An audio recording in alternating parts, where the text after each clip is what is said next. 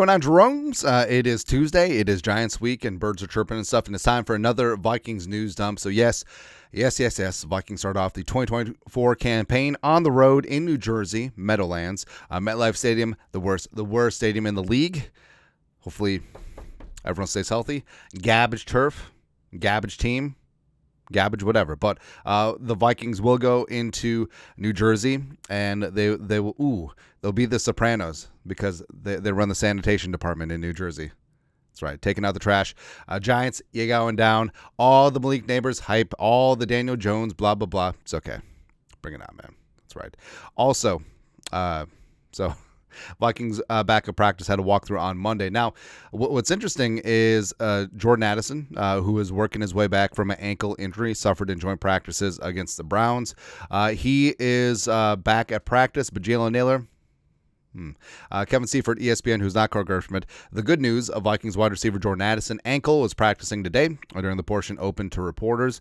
He was also running back and forth. Also, I don't know if it's part of the rehab thing, but Addison was wearing his full football pants with thigh pads and whatnot, so maybe he's just trying to simulate a game situation or whatever. But the players were in helmets and shorts throughout the day for practice. But Addison was in there fully spatted up, also wearing his football pants, so maybe he's just trying to get a feel for what it's going to be like on Sunday. Also, Jalen Nailor was working off on the side field with an unknown. Yeah, I'm hoping, knocking on all the wood, it's nothing serious, and it's just precautionary. I mean, Kevin O'Connell and company have been very good about staying ahead of things like that. Also, Nailor with the history of injuries. Hopefully, they're just getting ahead of something, which would be kind of good. But first, official injury report will drop on Wednesday, and I'm sure Kevin O'Connell will feed the local media jackals before then and fill them in. So hopefully, I mean, it would be nice if you're able to walk into the Giants Stadium week one with Jefferson, Addison, and Jalen Nailor all 100%. All good to go. Another major piece of the offense, and the Vikings, they want to run the damn ball this year, and A-aron Jones coming across the river to the good side, a 1 year, $7 million deal. Still has some tread on the tires, and also he's got revenge on his mind. That's right, man. Also, his running mate this year is going to be Ty Chandler, third-year running back from North Carolina. Come on and raise up.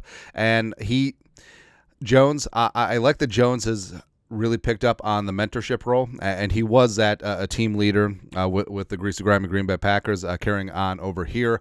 And talk about Ty Chandler. He said this from Purple Persuasion, quote, Ty Chandler, is a special back. He's got a lot of juice. You like the juice, huh? He reminds me a lot of myself. Huge praise for Vikings running back A-aron Jones, not Ty Chandler. Big things coming from the Vikings backfield this season. Now, you could say, sure, I mean, A-aron Jones and Ty Chandler do have a lot of skill set crossover, but that's not a bad thing per se. I mean, yeah, you would like to have a thunder and lightning type backfield, but having two guys who can fight for tough yardage, who can be solid receivers out of the backfield, and Ty Chandler still has that home run ability. It's fantastic, man. Plus A-aron Jones, he's a solid, crafty veteran, and still plenty left in the tank. And you know that he's just going to be passing wisdom on to Ty Chandler and this young running back room. So it's going to be good, man. All right. And hopefully Jones can have Ty Chandler improve as a pass protector. I don't know, man. Speaking of Jones, so a hallmark of A-aron Jones during his NFL career is always seems to have minor injuries back and forth, right? But he's been very proactive about it this year. Of course, him getting cut, wanting to prove all the haters and the losers wrong, certainly is a part of it. Kevin Seifert, ESPN, who's not Carl Gershman, Vikings running back A-aron Jones chatted today in the locker room, credited the team's training staff, which has given him a 30 to 45-minute prehab routine to do before practices. He said, "This is the best I've felt heading into a season. I'm ready to have the best year of my career." And also, him at training camp just looked jerked. I mean, just carved out of solid marble, man. It's good to see.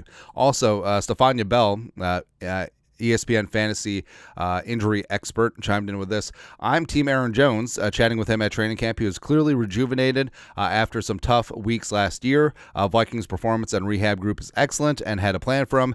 I think he's going to surprise some people this season. And I do like what the Vikings have invested in the training part of it, as well as on top of strength and conditioning. And it does seem like, yeah, I mean, the Vikings have had injuries, except it's really hard to put that on the training staff. I mean, sometimes you just have a bad roll of the dice, right? I mean, what's Kirk Cousins supposed to do?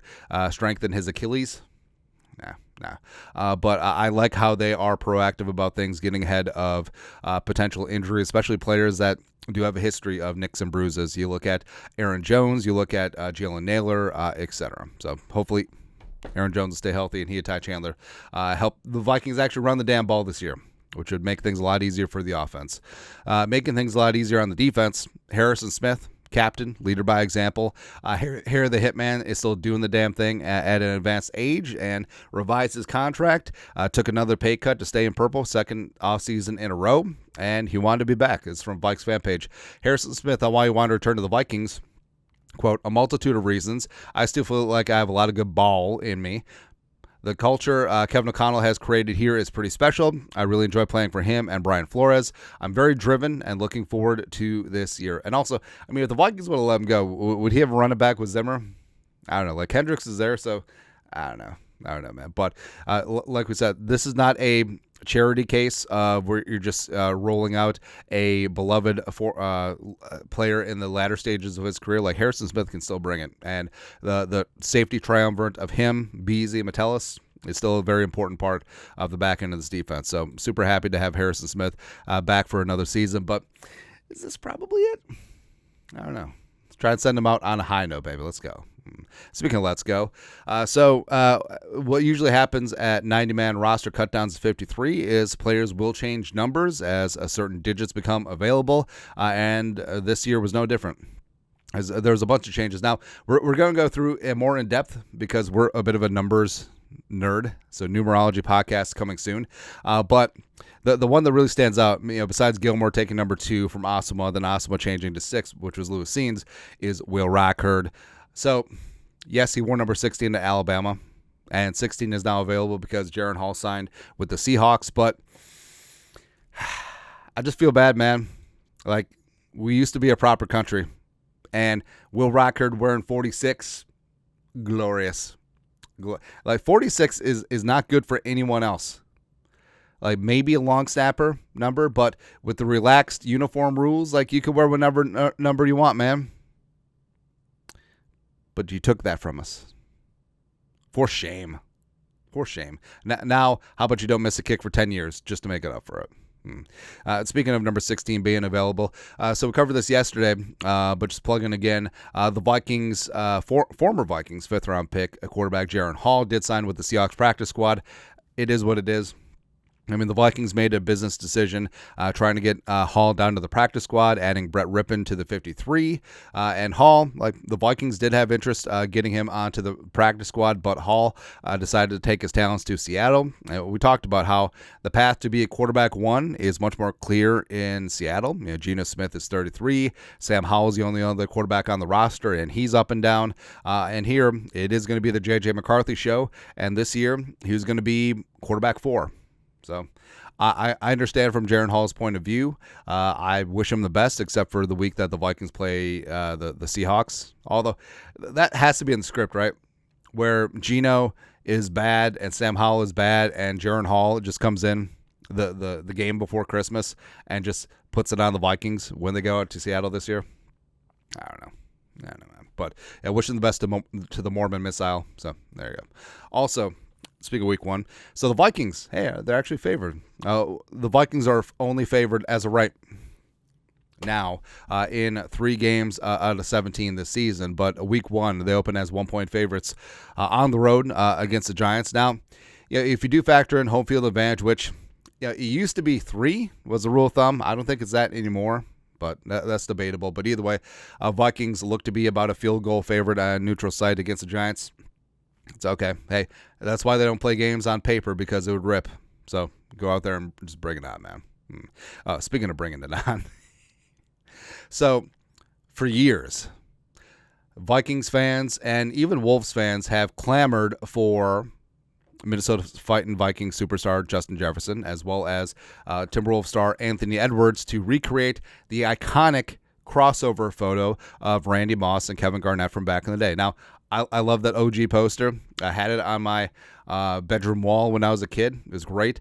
Suit and Edwards and Jefferson, reportedly are recreating it, and it's going to drop at some point this fall. Also, I love that the NFL the Puma used to have the NFL uniform contract. That's just really funny and fantastic to me. Yeah, but also, so Anthony Edwards wearing the throwback, the Bud jersey, as people have dubbed it, and also, Justin Jefferson wearing the black throwback trees uniforms back from like the early 2000s, the Kevin Garnett, Sam Cassell, Latrell Sprewell years. Something I love, man. So it's possible that the Wolves are bringing that back, but I love that they're updating it. Plus, Anthony Edwards is so confident. I'm sure that he thinks that, hey, man, if you ever need a wide receiver 2, I'm in. Addison's like, what about me? And Anthony Edwards is like, what about you? That's the confidence that Anthony Edwards has. I guarantee you, he thinks that if you gave him a couple months, he could be a top 10 NFL wide receiver. 100% he believes that. It's great, man. But glad that 2 Minnesota superstars, both long-term contracts here in Minnesota, by the way, fantastic. Plus, they're on the cutting edge of leading their team to silverware, which is going to be fantastic. Wolves in 6, Vikings Super Bowl, first of 12 in the next 10 years. And then we're just sublime. We got everything going on, man. But that's it. Vikings news dump on this beautiful Tuesday. You guys are the best. You know what to do. Skol. Production value.